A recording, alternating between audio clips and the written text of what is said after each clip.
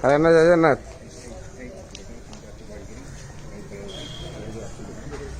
हरि बोलो हरि हरि बोलो हरि हरि बोलो। हरिः ओम श्री गुरुभ्यो नमः। हरिः ओम कस्त्वायो नगते सत्वायो नगते हरि बोलो हरि हरि बोलो हरि हरि बोलो।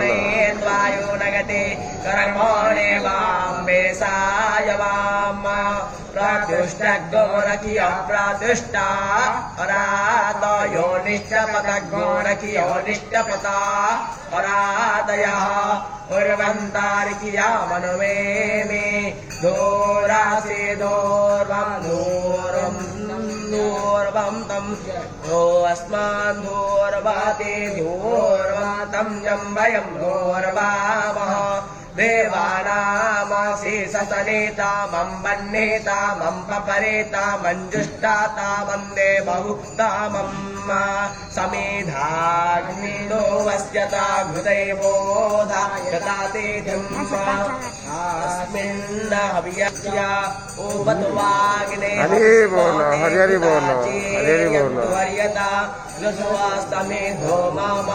भोरभुवस्पर्धौरीव भोम नामीरेव गौरविणा तस्यास्ते पृथिवी देव यजनी पृष्ठे ग्निमन्नादमन्नगायादने आयङ्गो वृदेरग्रामे तथा नन्दमातरं पुरः पितरं च प्रयं चाह अन्तश्चारवे रोचनस्य प्राणादपानते व्याख्यानमाहिषो दिवं वा दिग्गो सद्धाम विराजते वा दीयते